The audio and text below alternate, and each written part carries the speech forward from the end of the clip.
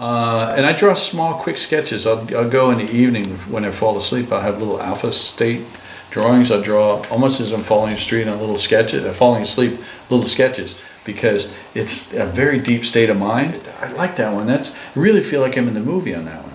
And it's because I was in my dreams. As I fall asleep, I'll tap into it. That's the alpha state. And as I wake up, I'll have to immediately put notes on it because it's very abstract. It's stripes, it's lines. And I believe that all the artists of the past had these visions of simplicity that you see. You solve your problems as you fall asleep. You have all these thoughts and all these problems, and as you fall asleep, you start to dream, and the rest of your body leaves, and you basically are going towards these problems and you solve them. Oh. And so these visions I'll put down in sketches. And when I talk to people, I feel like I can transfer their thoughts and visions that they have onto my thoughts and do the sketches. That's what amazed me, because I've written about these same men for years, and you do almost like a little formal frame around them when you're telling a biography of them.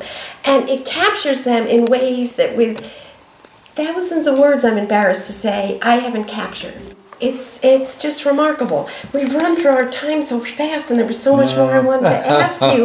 But one of the ones that was most powerful for me, I guess we'll end with a discussion of this. After 4 years of war, when we arrived at the camps, we knew why war was fought. We never forgot their eyes. Anybody that talks about the concentration camps and camps can't even put words to it. They just said, you wouldn't believe, they said, you cannot believe what it was. And it's the amazing stare into distance that the audience becomes the objective viewer, and you become the camp people looking at them like, oh my gosh, I'm being saved. They're looking at me, they're my saviors.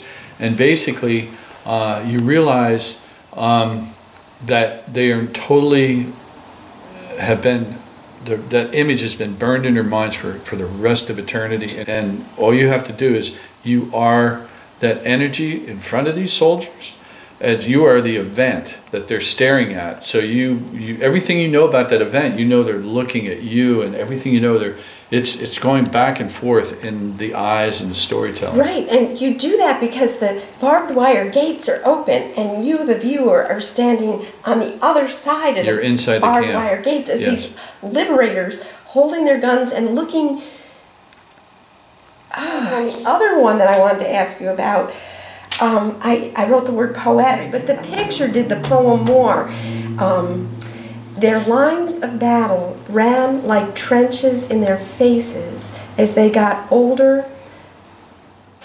Well, when I went through the battlefields of Europe, it was like wrinkles on the earth, that the age and the history of all of these wrinkles of the mountains and trenches and all these things that are marked into the earth that have so many stories that people never really, as you walk through them, you don't see them when you're upon them.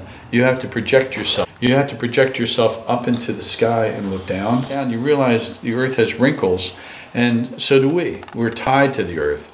And the idea of these veterans have been hard living in the sun. Any person like Grapes of Wrath or any has a hard story on their face. You can tell by somebody's face how they live their stories. And that's where, when I see these gentlemen, I look at how somebody has been stern all their life, or somebody smiled, the wrinkle lines, and it tells you the story. And all of these veterans, when I see them, I can see their stories on their faces, by how their faces have moved. And it's things that all of these little moments, it's my observations that I learned from the great artists that I work with in my lifetime, how to look at something beyond the viewing of it, but getting into the spirit of it.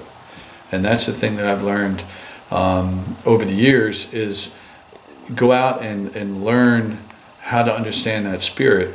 The drawing will come to you. You can't learn it all, but you have to learn how to understand how to view life. And that's kind of where I see, when I see their faces, I view their stories. That's wonderful. Thank you so much.